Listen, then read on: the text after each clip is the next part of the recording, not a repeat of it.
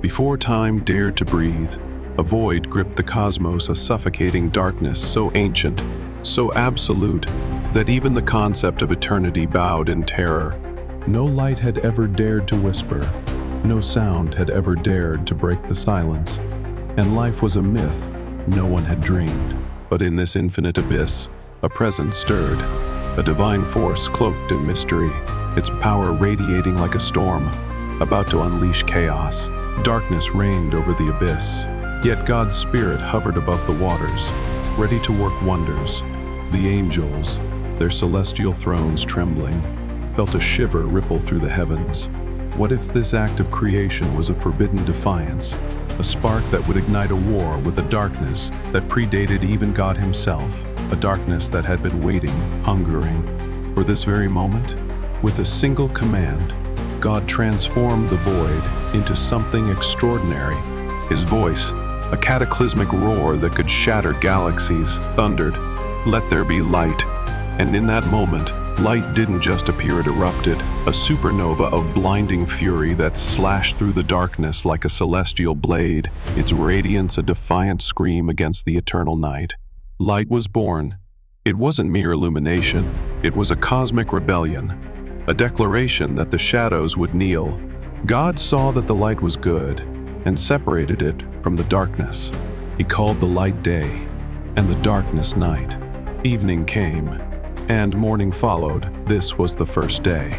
But as the light spread, a voice ancient, guttural, and dripping with venom echoed from the void, "You have unchained me, Creator, and I will devour your light."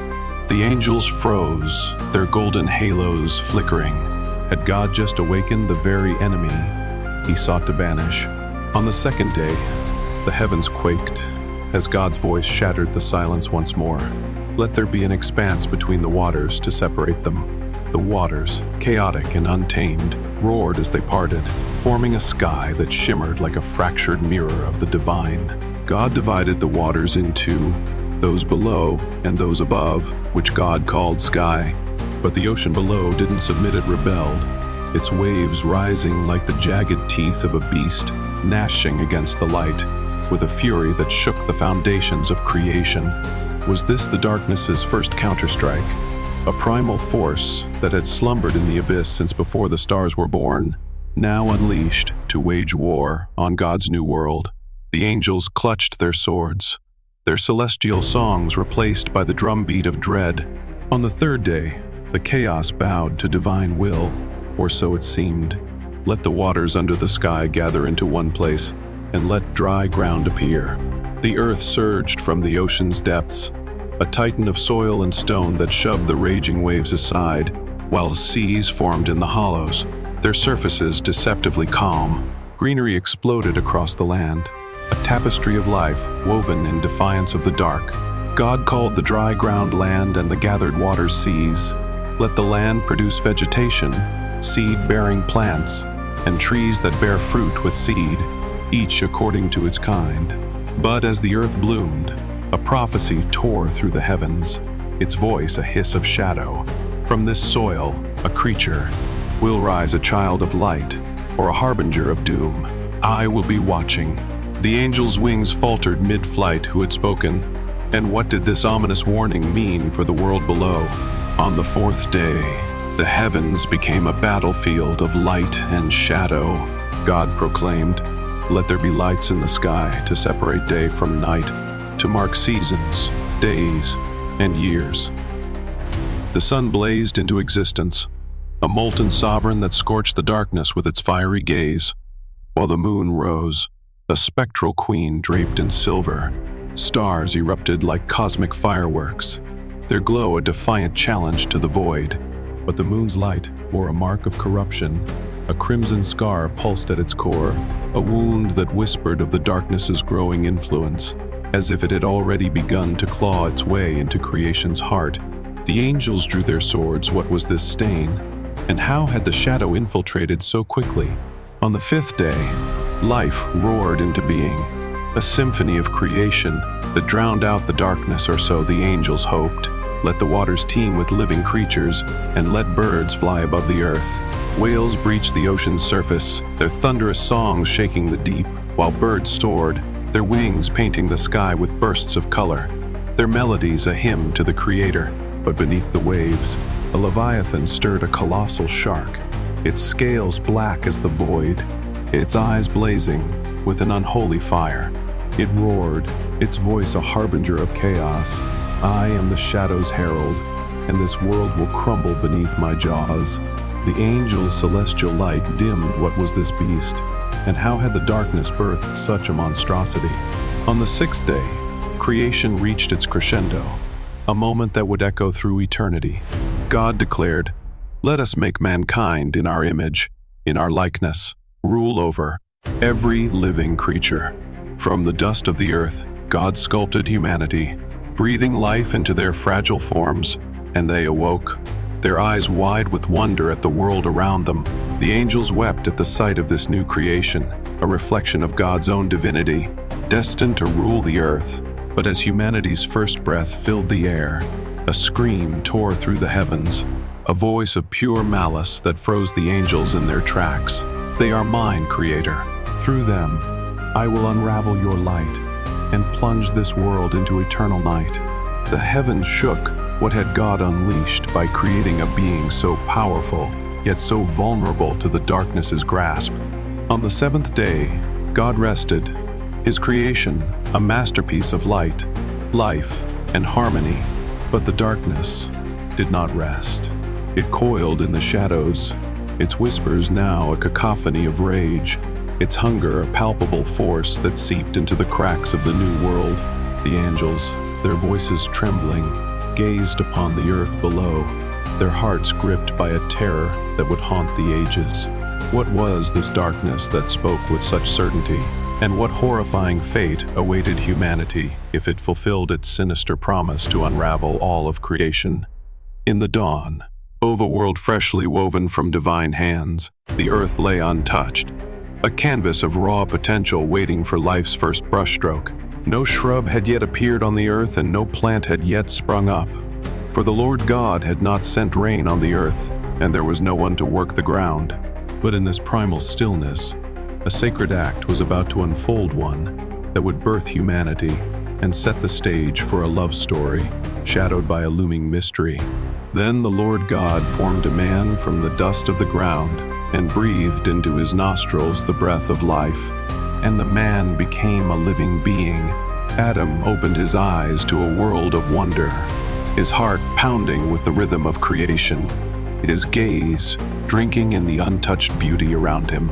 But as he stood alone, a whisper echoed from the shadows, a voice not of God, but of something ancient, something watching. "You are the first, but you will not be the last to fall. What secrets does this new world hold? Oh, and what price will you pay to uncover them?" In an act of love, God decided to create a special place for mankind. He planted a garden in the east of Eden, making every kind of tree grow that was pleasing to the eye and good for food. Eden was a paradise beyond dreams, its air thick with the scent of blooming flowers, its rivers shimmering like liquid crystal, flowing into four mighty streams, Pishon, Gihon, Tigris, and Euphrates, carrying life to the ends of the earth. In the middle of the garden, He placed the tree of life and the tree of knowledge of good and evil. God the Lord placed the man He had formed to cultivate and care for this wonderful garden, but with a command that carried the weight of destiny. "You may eat from every tree in the garden, but you must not eat from the tree of knowledge of good and evil. For on the day you eat from it, you will surely die." The angels, watching from the heavens, felt a chill. Why had God placed such a tree in paradise? And what hidden power did it hold? Was this a test or a trap set by a force even God could not fully control? Adam roamed Eden, his hands tracing the bark of ancient trees, his voice naming every creature that crossed his path. God the Lord showed the man all the animals of his creation so that he could name them. And so the man gave names to all living creatures, to all domestic animals, to all the birds of the sky, and to all the wild animals. Lions roared their new names, Birds sang in harmony, and the earth hummed with life. Yet, amidst this symphony of creation, Adam felt a void, a longing that gnawed at his soul, a solitude that whispered of something missing. Despite the beauty and diversity of creation, the man felt incomplete. God, in his infinite wisdom, understood the man's need and said, "It is not good for the man to be alone. I will make a suitable helper for him." But as God spoke, the shadows of Eden stirred, and the ancient voice whispered again, "A companion will come, but with her, a choice, and with that choice, these seeds of your destruction. Will you resist, or will you fall?" God caused the man to fall into a deep sleep, and while he slept, he took one of his ribs and closed up the place with flesh. From that rib, God crafted a being of breathtaking beauty, every curve a testament to divine artistry, every feature a reflection of love's perfection. With the rib in his hands, the Lord God shaped a woman, a perfect companion for man. Adam awoke, his eyes meeting hers, and his heart leapt with a joy he had never known. He exclaimed, "At last, this is bone of my bones and flesh of my flesh. She shall be called woman, for she was taken out of man." He named her Eve, the mother of all living, and in that moment, a bond was forged, a love so pure, it seemed unbreakable. The man and woman were naked, yet they felt no shame, their souls as transparent as the rivers of Eden, their trust in each other, and their Creator absolute. But beneath the surface of this paradise, a storm was brewing. The tree of knowledge stood at the heart of Eden, its fruit glowing with an otherworldly light, its branches swaying as if alive with a forbidden song. The angels watched, their celestial songs faltering, as the same ancient voice that had spoken on the first day now whispered to Eve from the shadows, "You are the key. Eve, what will you choose when the moment comes? To remain in blissful ignorance, or to seize the knowledge that could make you a god, or destroy you?"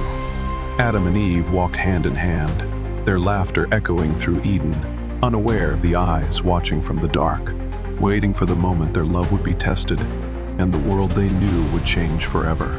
What forbidden power did the tree of knowledge hold? And what ancient force was already weaving its web around the first man and woman, ready to strike at the heart of paradise? In the heart of Eden, where the air shimmered with the breath of divinity, and every flower bloomed with the promise of eternity, a darkness unfurled its wings, a shadow so ancient it had witnessed the birth of the void, a force so malevolent it had whispered rebellion into the stars themselves.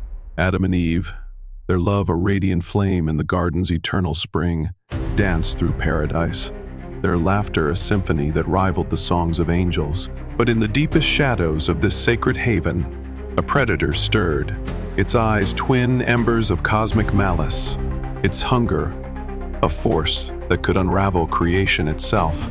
In the garden's shadows, a cunning figure watched. The serpent, with a wicked smile, slithered up to Eve.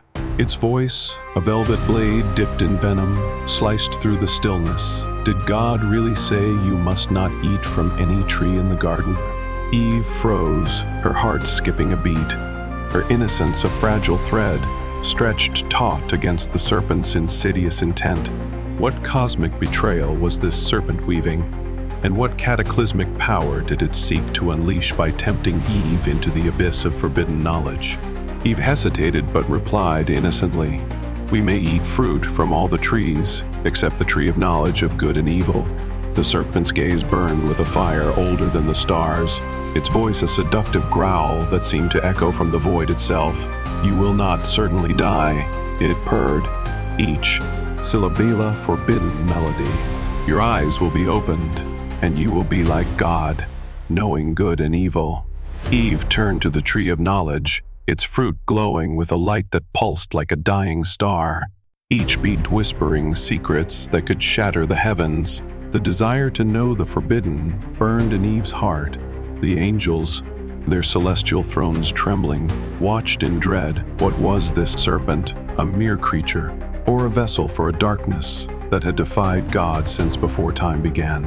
Unable to resist temptation, she reached out her hand, took the fruit, and ate, The taste was a wildfire on her tongue, a torrent of knowledge that flooded her soul with ecstasy and dread, as if she had tasted the very essence of eternity and its end. She rushed to share it with her husband, who also partook of the forbidden fruit. Suddenly, their eyes were opened, and they became aware of a hidden reality. They were naked. Their nakedness, once unnoticed, now filled them with shame. Their hands shook as they wove fig leaves to cover their newfound vulnerability. Their breaths shallow with a terror they had never imagined. They ran to hide among the trees to avoid being seen naked. As the sun dipped low, the garden quaked with divine fury, the air crackling with the weight of God's presence. They heard God the Lord walking through the garden, his footsteps a storm that uprooted the very fabric of paradise. God called out to the man, saying, "Where are you?" Adam emerged, his voice a broken whisper. "I heard you in the garden, and I was afraid because I was naked, so I hid." God's eyes blazed with a sorrow that could drown the heavens. "Who told you that you were naked? Have you eaten from the tree that I commanded you not to eat from?" Adam's gaze fell to Eve, his voice trembling with guilt. "The woman you gave me as a companion offered me that fruit, and I ate it." God turned to Eve, his presence a tempest of divine wrath. "What have you done?" Eve's voice cracked as she pointed to the serpent. "The serpent deceived me, and I ate." The serpent's scales gleamed with defiance, but God's voice was a cosmic verdict, each word a hammer of eternal justice. "Because of what you've done, you'll be cursed among all animals, wild and domestic. You'll crawl on your belly, eating dust for the rest of your days. I'll put enmity between you and the woman, between your offspring and hers. Her seed will crush your head, while you'll strike at their heel." The serpent writhed, its form sinking into the earth, but its hiss echoed with a vow of eternal war. God turned to Eve, his words a prophecy that would scar the ages. "I'll intensify your pain in childbirth. You'll bear children in agony. You'll desire your husband, but he will rule over you." Finally, he faced Adam, his voice a lament that shook the stars. "Because you listened to your wife and ate from the forbidden tree, the ground is cursed because of you. You'll eat from it in sorrow all your life. It'll produce thorns and thistles, and you'll eat wild plants. By the sweat of your brow, you'll earn your bread until you return to the earth from which you came, for dust you are, and to dust you shall return." God finally banished the man and woman from the Garden of Eden. As they stumbled into the wilderness, the gates of paradise slammed shut, sealed by a flaming sword that burned with divine wrath. The first sunset outside Eden bled crimson across the sky, a harbinger of the cosmic struggle now set in motion. But as Adam and Eve clung to each other, their hearts heavy with the weight of their fall, the serpent's voice slithered from the shadows, its tone a chilling symphony of triumph and malice. "I am the shadow that birthed the void, the whisper that toppled creation. I have sown the seeds of chaos in your souls, and through you I will wage a war that will echo through eternity. What horrors will you face as my curse consumes the earth? And how will you endure when the heavens themselves turn against you? In the desolate expanse east of Eden, where the earth lay scorched under an unrelenting sun and the echoes of paradise had long since faded, a new chapter of humanity's story was about to be written in blood, a tale of brotherhood turned to betrayal, and a scream that would echo through eternity. Adam and Eve had had two sons, Cain and Abel. Cain, the firstborn, toiled under the scorching sun, pulling weeds from the earth, his hands calloused, his heart heavy with the burden of a cursed land. Each day, the sun beat down mercilessly, its rays a cruel reminder of the paradise his parents had lost, a paradise he would never know. Sweat dripped from his brow, mingling with the dust of the earth, as he wrestled with the stubborn soil, his labor yielding little more than thorns and bitter roots. Abel, his younger brother, led his flock through the pastures, his face lit with a peace Cain had never known. Abel moved with a grace that seemed to defy the cursed ground, his sheep following him with a trust that mirrored the divine favor he so effortlessly received. The brothers, born of the same blood, stood on opposite sides of an invisible divide, one marked by sweat, the other by serenity. But beneath the surface of their fragile bond, a darkness stirred, the same shadow that had whispered to Eve in Eden, now weaving its tendrils around Cain's soul, its presence a cold weight that grew heavier with each passing day.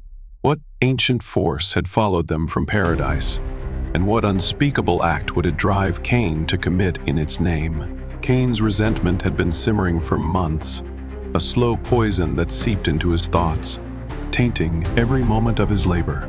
He watched Abel from afar, the younger brother's laughter a bitter contrast to his own silent struggle.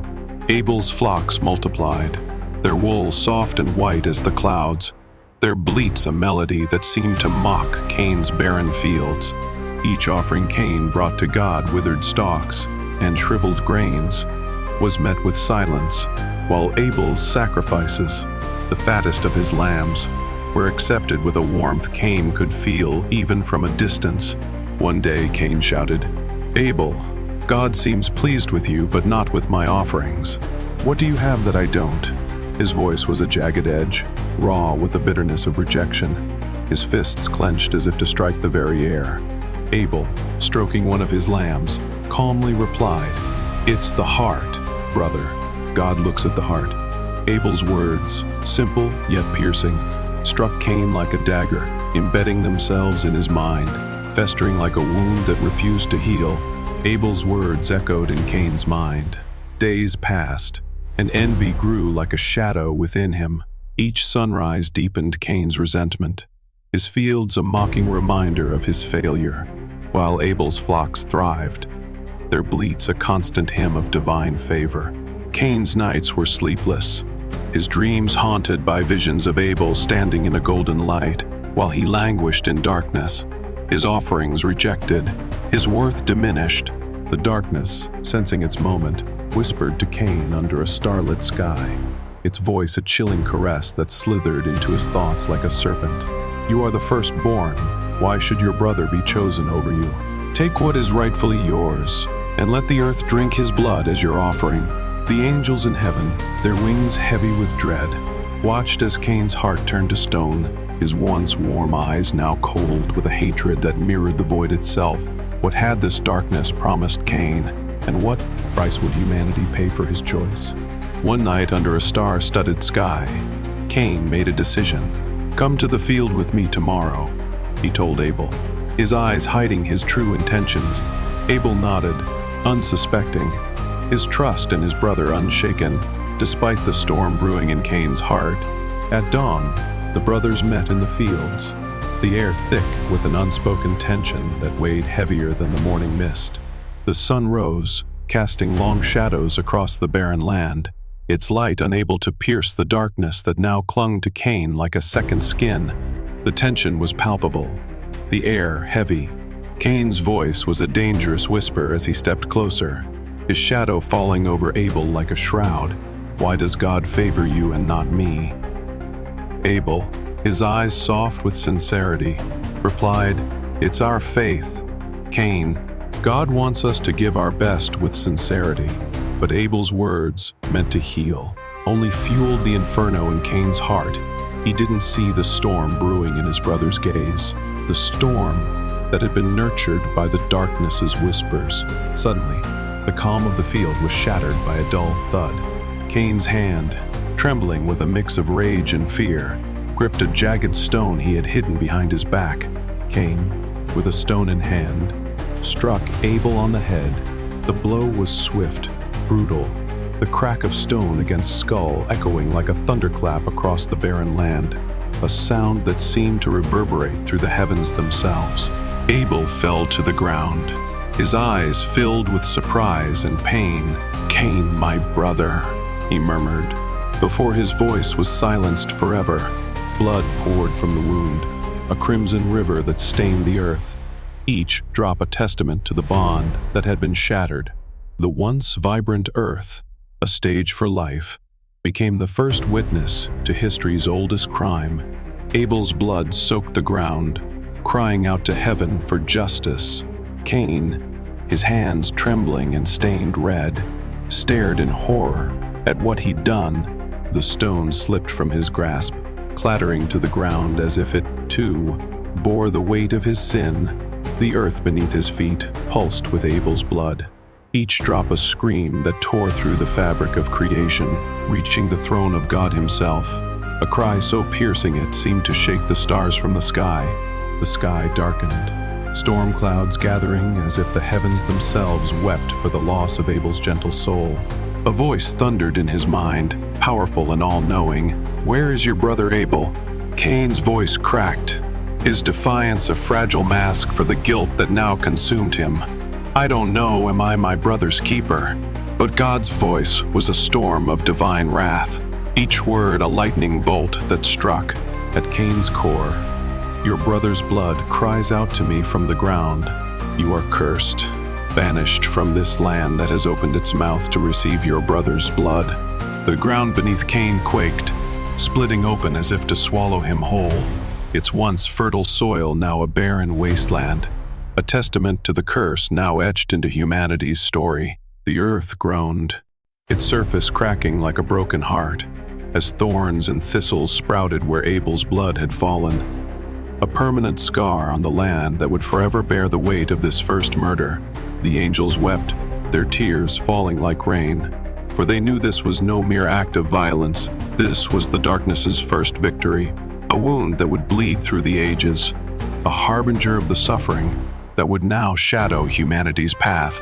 As Cain fled into the wilderness, a marked man bearing the weight of his sin, the mark of his curse burned into his flesh, a sigil of shame that would set him apart from all who crossed his path. The wilderness stretched before him, a desolate expanse of jagged rocks and endless dunes, each step a reminder of the brother he had slain, each gust of wind carrying the echo of Abel's final words. The once familiar earth now rejected him, its bounty replaced by thorns, its embrace now a cold exile. Behind him, the fields where Abel had fallen lay silent, the blood-soaked ground a sacred grave that would forever whisper of betrayal. The darkness that had whispered to him in the night followed, its presence a constant companion, its voice a sinister hymn that reverberated through the desolation, a song of triumph that chilled the air. "I am the shadow that birthed the void, and through your hands I have claimed my first blood. This but the dawn of my reign. What new atrocities will I inspire in the hearts of men? And how will the earth bear the weight of the screams yet to come as I weave my chaos through the generations?"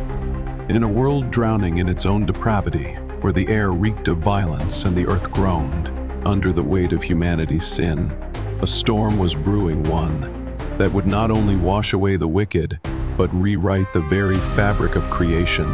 The earth had become corrupt. Mankind's wickedness had grown immense. God, looking down with sorrow, decided to end the depravity. Yet amidst this suffocating darkness, a flicker of hope remained, a solitary flame in the form of one man chosen to defy the coming deluge. Amidst this darkness, hope rested on one man, Noah. At 600 years old, Noah felt the weight of his age as he gazed at the dark sky. He sensed his end was near. The world around him had spiraled into chaos, its people consumed by evil, their hearts blackened by a corruption that seemed to seep from the very ground they walked on. But Noah, a man of unwavering faith, stood apart, a righteous beacon in a sea of sin. As he stared at the heavens, a voice pierced the silence, a voice that carried the weight of divine judgment and mercy. God's voice resonated, deep and clear. "Noah, I have decided to put an end to all flesh, for the earth is filled with violence. Because of them, build an ark of cypress wood, make rooms in the ark, and cover it inside and out with pitch." The enormity of these words struck Noah like a thunderbolt. God had chosen him, a mere mortal, for a task that would defy the very laws of nature. But as Noah knelt in awe, a darker whisper slithered through the wind, a voice from the void that had haunted humanity since the fall. "I will not be drowned so easily. What horrors will I unleash upon this ark? And how will you survive the flood I have already begun to corrupt?" Noah obeyed without hesitation, his faith a fortress against the doubts that gnawed at his family. Noah obeyed immediately, But it wasn't easy. His family doubted him and whispered behind his back, "Is he crazy? An ark in the middle of dry land?" His children's murmurs echoed the mockery of their neighbors, who gathered daily to jeer at the old man building a boat on parched earth. Neighbors mocked him, their laughter filled with contempt. Building a boat on dry land? Noah, you're insane! But Noah's resolve was unshaken, his voice a pillar of conviction. "Judgment is coming," Noah would reply, his voice firm and his eyes full of conviction. Days turned into weeks, and weeks into months. Each day was a marathon of physical and mental effort. The construction was grueling, every plank of cypress wood a testament to Noah's faith, every nail a defiance of the world's scorn. The tension was palpable. Time seemed to run faster than they could work. Amid the construction, moments of high tension arose. One afternoon, while securing a crucial beam, the wind suddenly picked up, threatening to unravel everything. "Quick, hold it steady," Noah shouted, and his sons rushed to help, sweat pouring down their brows as they battled against the elements, the wood creaking under the pressure. The ark rose slowly, a colossal monument to divine will, but the darkness watched, its whispers growing louder, its influence seeping into the hearts of those who mocked Noah, stirring their hatred into something far more dangerous. In the final days of construction, tension reached its peak.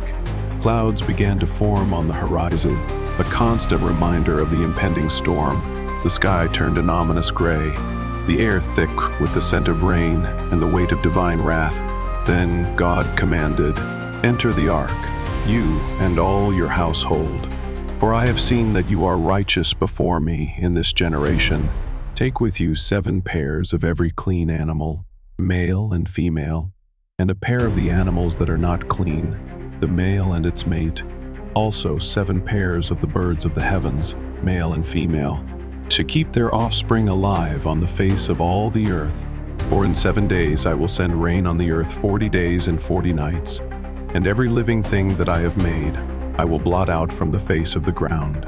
At dawn, from the farthest corners of the earth, the animals began to arrive: elephants, lions, deer, and birds of every hue and size converged on a single point, as if guided by an invisible force. The air crackled with urgency, the ground trembling under the weight of hooves and paws, as Noah and his family worked tirelessly to guide each creature into the ark. The timing was impeccable, but the challenge lay in maintaining calm amidst the chaos. As the last pair of animals boarded the ark, the sky suddenly darkened. The first raindrops fell, followed by an unrelenting downpour. "Everyone inside," Noah commanded his family. He entered the ark, glancing back one final time at the world they were leaving behind. Suddenly, the doors of the ark began to close. A strong wind gusted, and the rain started to fall with fury. Droplets turned to torrents in mere seconds. The people outside, once mocking, now screamed in terror. "Noah was right," they cried, rushing toward the ark, desperately pounding on the doors. "Let us in." But it was too late. The doors, sealed by divine will, would not yield. The waters rose rapidly, swallowing cities and mountains. The screams outside faded away, replaced by the unsettling sound of water and creaking wood. Inside, the ark groaned under the weight of the flood. The cries of the damned, a haunting chorus that seeped through the wooden walls. Inside the ark, Noah and his family listened to the roar of divine judgment, their hearts filled with fear, but also hope. The waters surged, a relentless tide that consumed the earth, each wave a reminder of God's wrath and mercy. Noah's son, Ham, his voice trembling, whispered, "God, why us?" Noah's eyes, weathered by centuries, softened with a faith unshaken. "Because we found favor in his eyes," Noah replied, his words heavy with gratitude and awe. For 40 days and 40 nights, the rain did not cease. The ark rose above the waters, floating on an endless sea of destruction. But as the ark drifted on the waves, the darkness that had whispered to Cain now turned its gaze to Noah's vessel. Its voice, a chilling promise that echoed through the storm. "I am the shadow that birthed the void, and even this flood cannot drown me. I have already planted my seeds of chaos within your ark. What new terrors will I unleash upon your family? And how will you survive when the waters recede to reveal a world forever changed by my hand?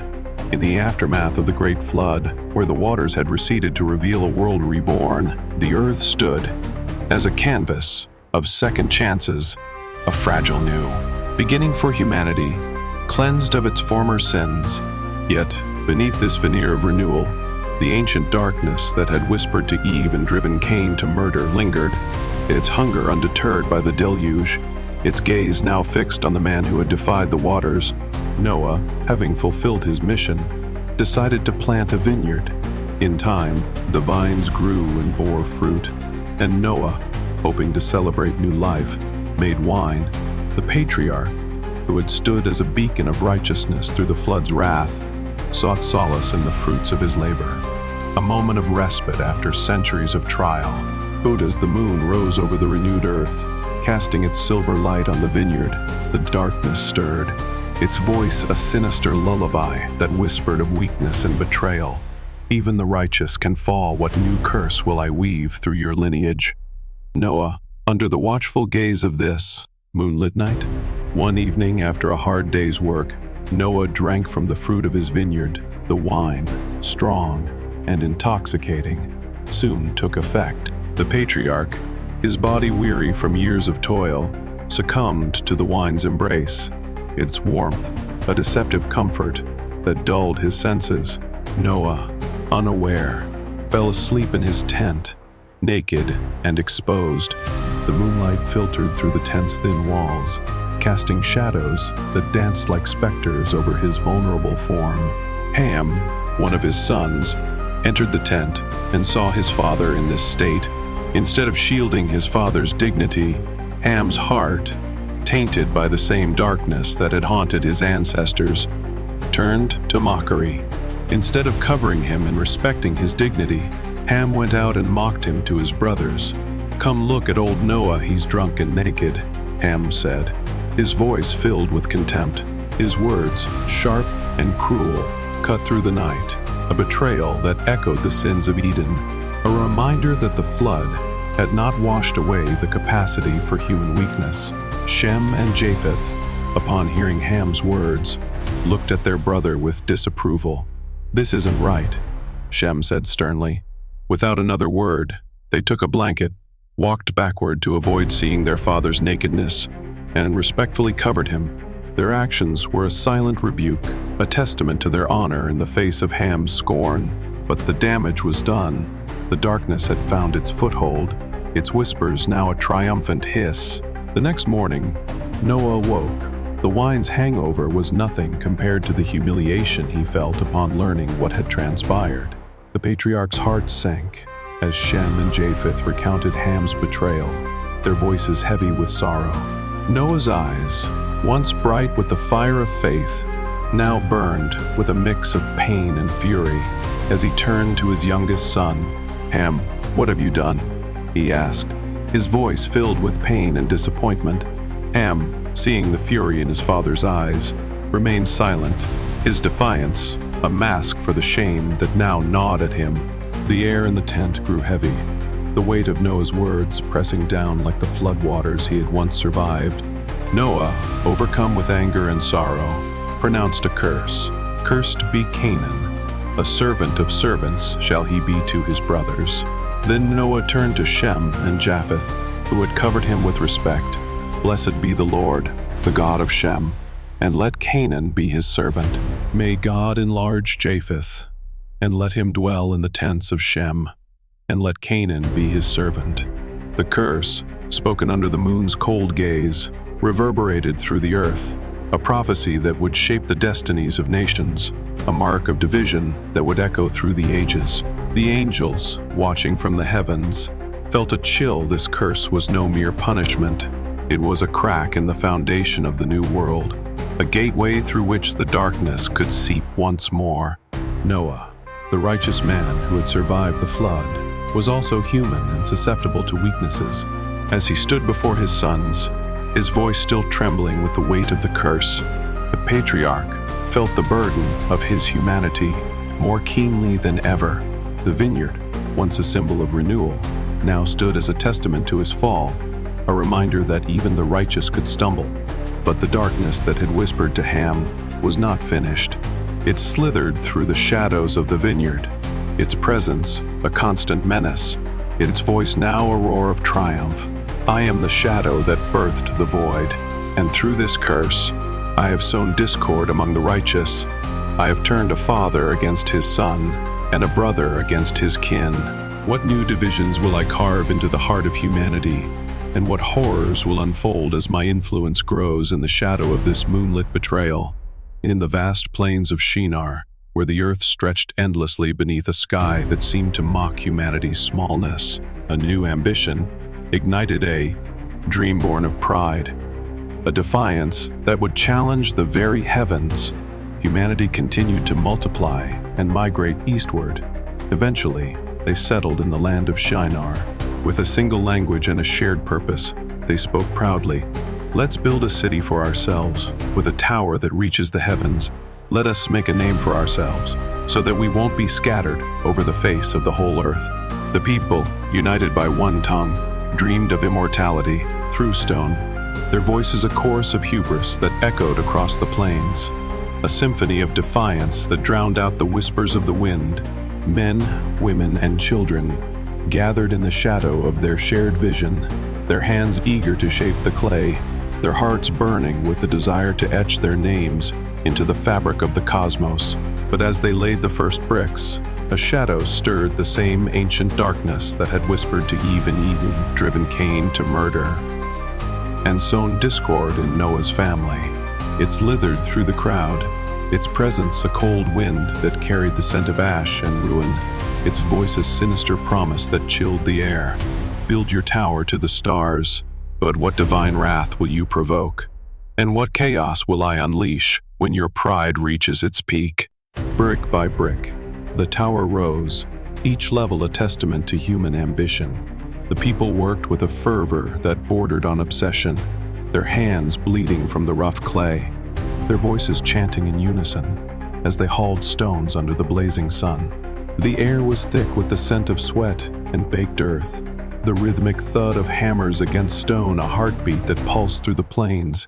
The Tower of Babel grew with an almost unnatural speed, its spiraling form a mockery of the heavens, each tier a step closer to the divine realm they sought to conquer. The structure grew taller and taller, its peak piercing the clouds as if to challenge God himself. The people worked tirelessly, their determination fueled by a desire to ascend to the divine. But not all were united in their zeal. Some whispered doubts in the night, their voices trembling with fear of the heavens' response, while others, driven by the darkness's whispers, pushed harder, their eyes glinting with a manic hunger for glory. The higher the tower rose, the louder the darkness's whispers grew, its voice a seductive poison that seeped into their hearts, planting seeds of discord even before God's intervention. You will be gods among men, but what price will you pay when the heavens answer your challenge with a fury that shatters your unity?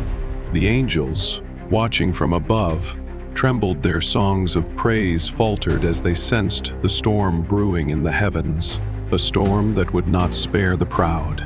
The clouds above thickened, swirling with an ominous energy, as if the sky itself braced for the divine wrath that was to come. God, looking down at the city and the tower, saw the pride swelling in their hearts. He knew their ambition, if left unchecked, would lead to even greater rebellion.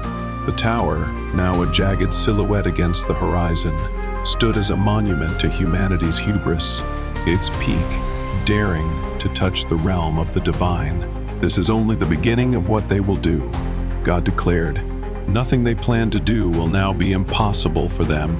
The divine council convened amidst the clouds, their voices a thunderous murmur that shook the heavens as they weighed the fate of humanity with a gravity that echoed the creation of the world itself. Come, let us go down and confuse their language so they will not understand each other, God said. The air crackled with divine power as God descended, his presence a storm of light and judgment that cast the tower's shadow into stark relief. Suddenly, the noise of work ceased. Communication turned to chaos.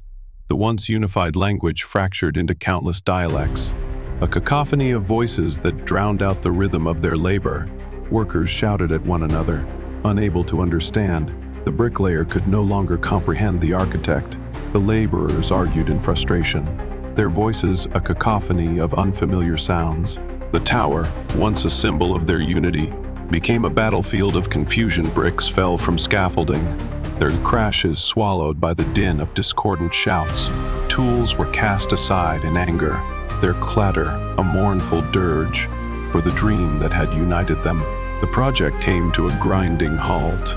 The tower stood unfinished, a monument to human pride and divine intervention. With communication broken, the people scattered across the earth as God had intended. They abandoned their city and their tower, their unity shattered by the confusion of languages. Families turned on each other, their once shared purpose now a bitter memory as they fled in all directions, their voices a babble of unintelligible cries that faded into the horizon. Thus, the place was called Babel, because there the Lord confused the language of the whole world. From there, the Lord scattered them over the face of the whole earth. The tower loomed over the deserted city, its jagged peak a scar against the sky, a haunting reminder of humanity's hubris and God's unyielding power. The once bustling plains of Shinar fell silent, the echoes of hammers and chants replaced by the mournful howl of the wind, which seemed to carry the ghosts of their shattered dreams. But as the last of the builders fled, their footsteps swallowed by the dust, the darkness that had whispered to them lingered, its form coalescing in the shadow of the tower, its presence a malevolent weight that pressed against the earth, its voice a triumphant roar that echoed through the abandoned plains, carried a chilling promise that reverberated through the ages. I am the shadow that birthed the void, and through your pride, I have fractured your unity. I have turned your voices into chaos, and your dreams into dust. What new rebellions will I inspire in the scattered tribes of man? What terrors will unfold as I weave my discord through the tongues of the earth? And how will the world withstand the divisions I have only begun to sow?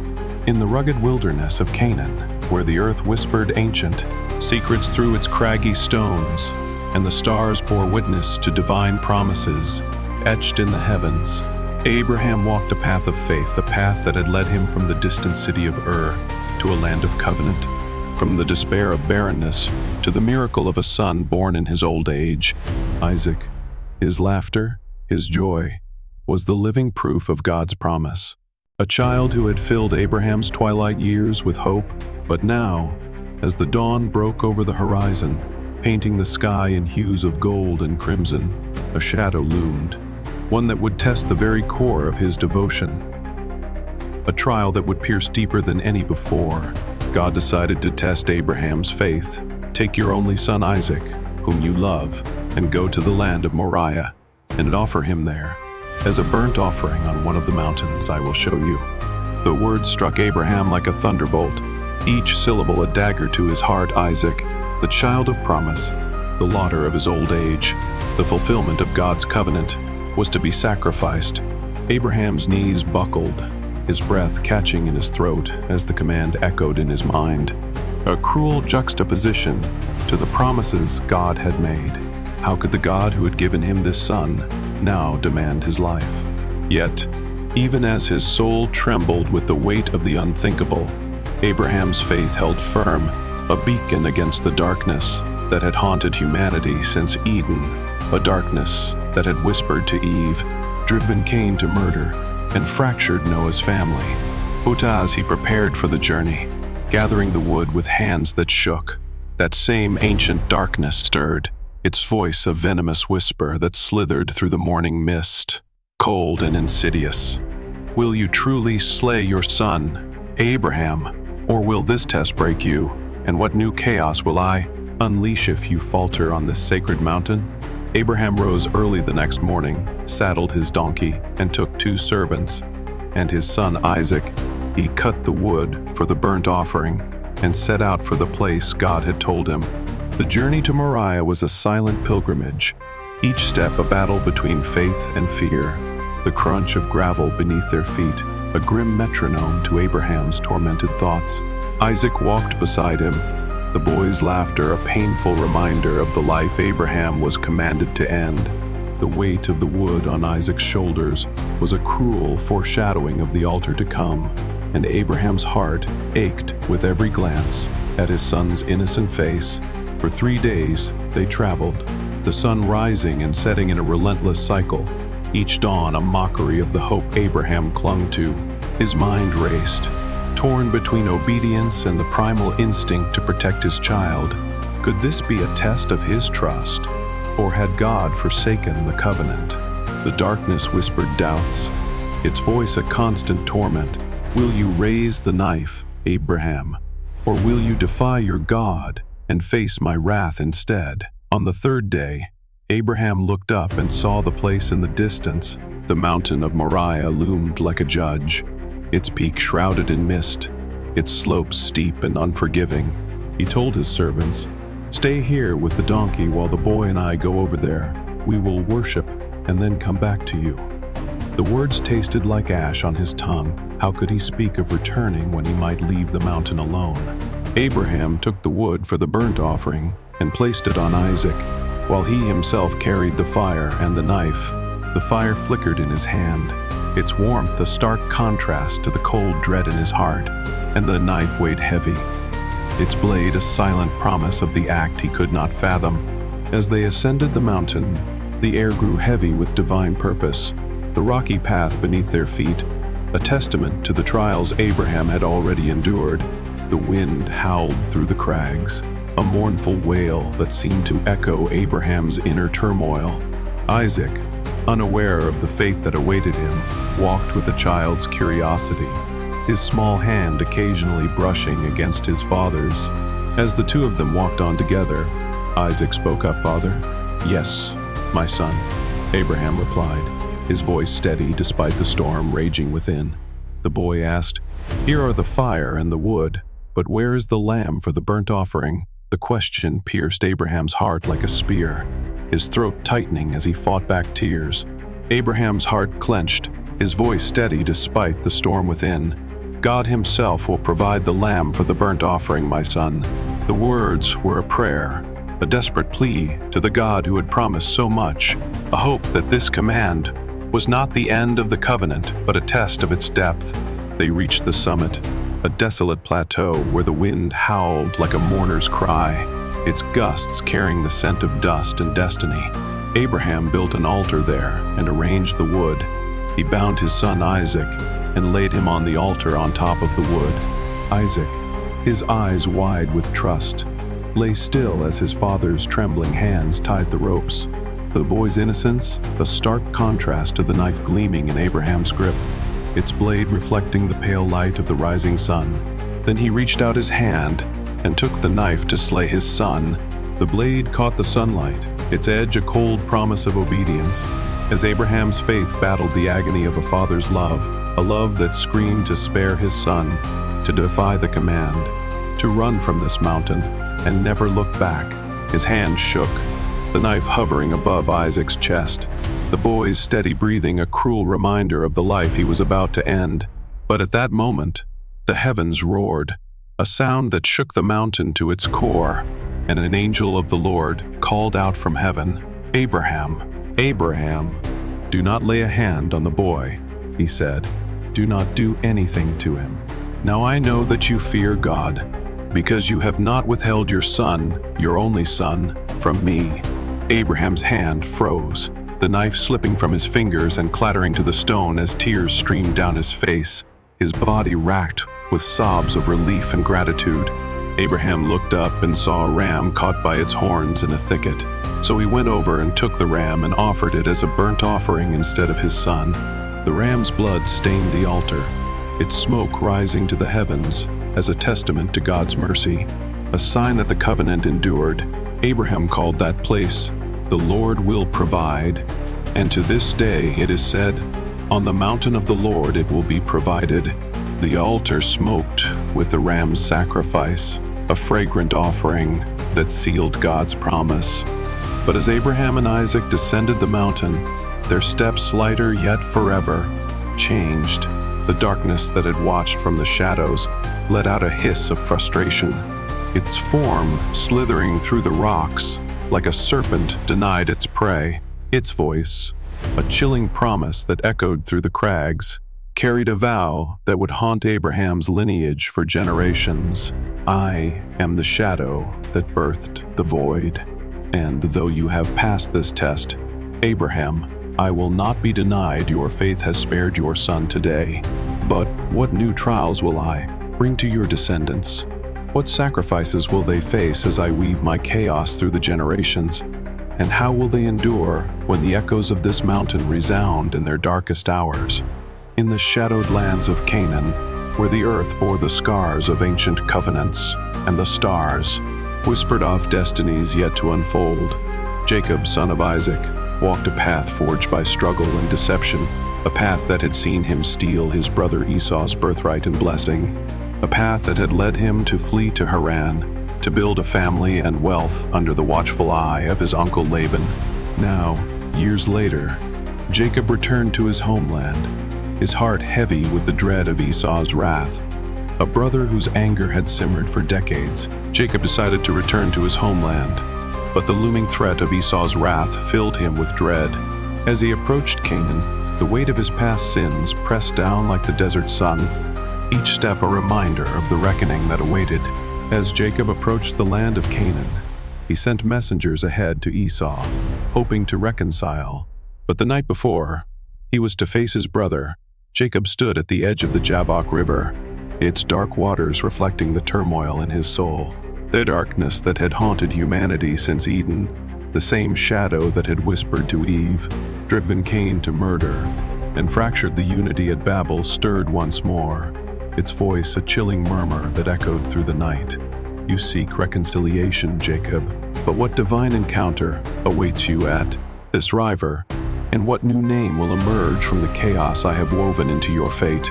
The night before he was to meet his brother, Jacob sent his family and possessions across the stream of Jabbok, alone in the darkness, the air thick with the scent of damp earth and impending destiny.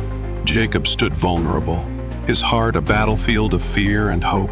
The river's gentle flow was a deceptive calm, its surface hiding the currents of divine purpose that swirled beneath.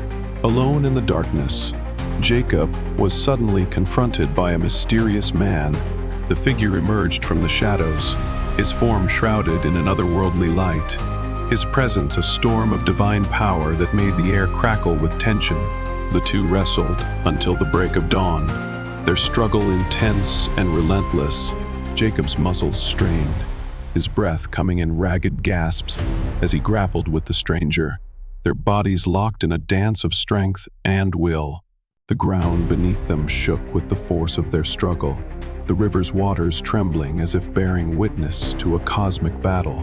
When the man saw he could not overpower Jacob, he touched the socket of Jacob's hip, wrenching it as they wrestled. Pain seared through Jacob's body, a white-hot agony that brought him to his knees, yet he clung to the stranger, his determination unyielding.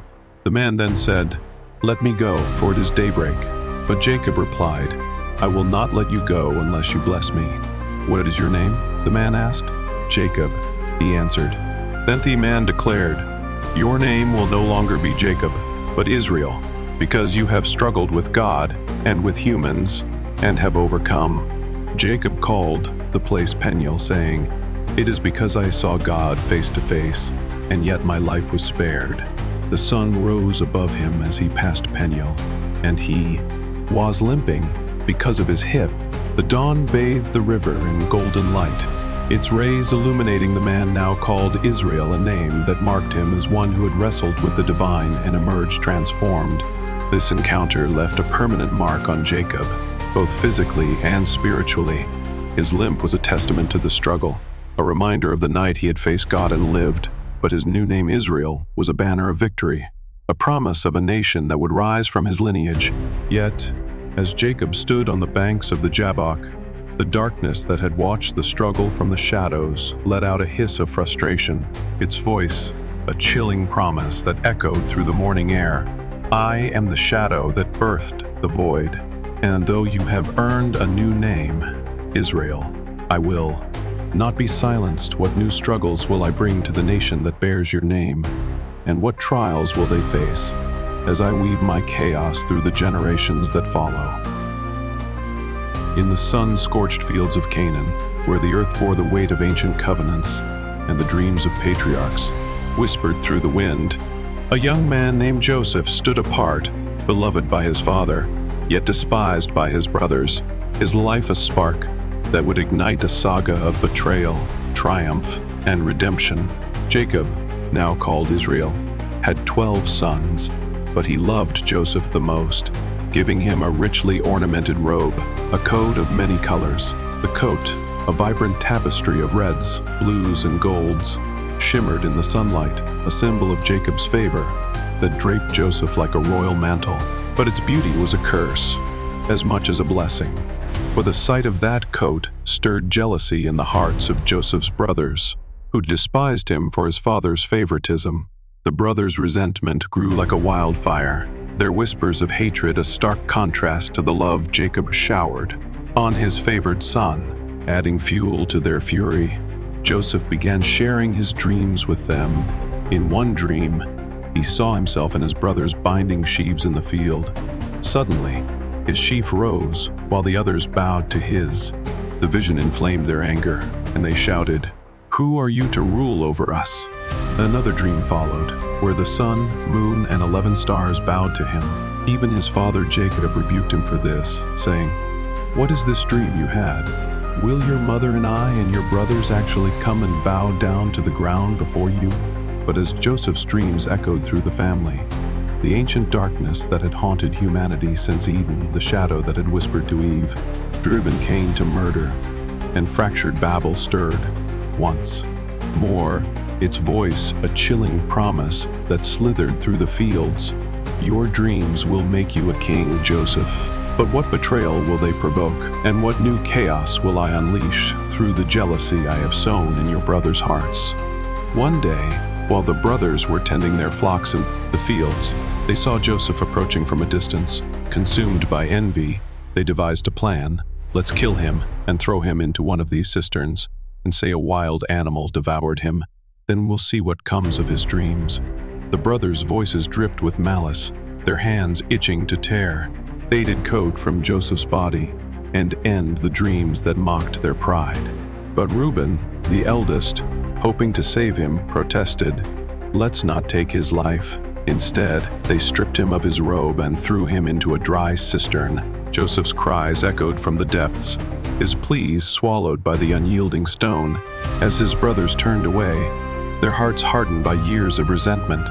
Later, when they saw a caravan of Ishmaelites passing by, Judah had an idea. Why not sell him to these merchants? So they pulled Joseph out of the cistern and sold him for 20 shekels of silver. The Ishmaelites took Joseph to Egypt, where he was sold again, this time to Potiphar, an Egyptian official. The darkness watched, its laughter a cold wind that followed Joseph across the desert, delighting in the betrayal that had set his destiny in motion.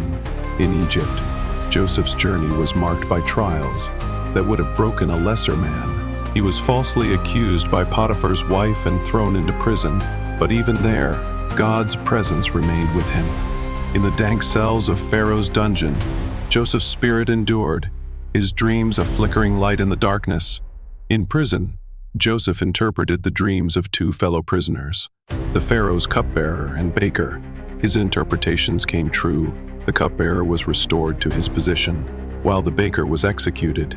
2 years later, Pharaoh himself was plagued by troubling dreams, visions of 7 fat cows, devoured by 7 gaunt ones, and 7 healthy heads of grain, swallowed by 7 scorched ones. None of his wise men could interpret them, their wisdom failing before the divine riddle. The cupbearer, remembering Joseph, told Pharaoh about him. Joseph was brought before Pharaoh and interpreted the dreams as a warning of 7 years of abundance, followed by 7 years of famine. Pharaoh, struck by Joseph's wisdom and the clarity of his vision, saw in him a man touched by the divine. Pharaoh was so impressed that he placed Joseph in charge of all Egypt, second only to himself. At 30 years old, Joseph oversaw the storage of grain during the years of plenty, preparing for the famine ahead. Clad in the robes of a vizier, the boy who once wore a coat of many colors now held the fate of a nation in his hands, his dreams guiding him to a destiny he could never have foreseen. When the famine struck, it was severe, affecting not only Egypt but also the surrounding lands, including Canaan, where Joseph's family lived. The earth withered, crops failed, and hunger gnawed at the land like a relentless beast. Hearing there was grain in Egypt, Jacob sent his sons to buy food. The brothers, unaware of the governor they would face, journeyed to Egypt, their hearts heavy with the burden of their father's grief and the guilt of their past sin. When they arrived, they came before Joseph, who was now governor of the land. They bowed before him, not recognizing their brother. But Joseph recognized them immediately. He spoke harshly to them, pretending to be a stranger, and accused them of being spies. His voice, cloaked in authority, hid the storm of emotions within anger, sorrow, and a longing for the family he had lost. Over several encounters, Joseph tested their honesty, his heart torn between vengeance and forgiveness, his dreams of the sun, moon, and stars bowing to him now, a haunting reality. After testing their honesty over several encounters, Joseph could no longer contain his emotions. He revealed his true identity. "I am Joseph," he cried. "Is my father still alive?" His brothers were stunned, unable to speak, overcome with emotion. Joseph wept so loudly that all of Pharaoh's household heard him. He embraced his brothers, forgiving them for what they had done. "Come closer," he said. "I am your brother Joseph, the one you sold into Egypt. But do not be distressed or angry with yourselves for selling me here, because it was to save lives that God sent me ahead of you." The reunion was a floodgate of tears and healing, a testament to the power of forgiveness over the darkness that had sought to destroy them. But as Joseph embraced his brothers, the ancient shadow that had orchestrated their betrayal watched from the edges of Egypt, its voice a sinister whisper that echoed through the halls of power. "I am the shadow that birthed the void, and though you have found forgiveness, Joseph, I will not. Rest, what new divisions will I sow among your descendants, and what trials will they face as I weave my chaos through the dreams of the generations to come?"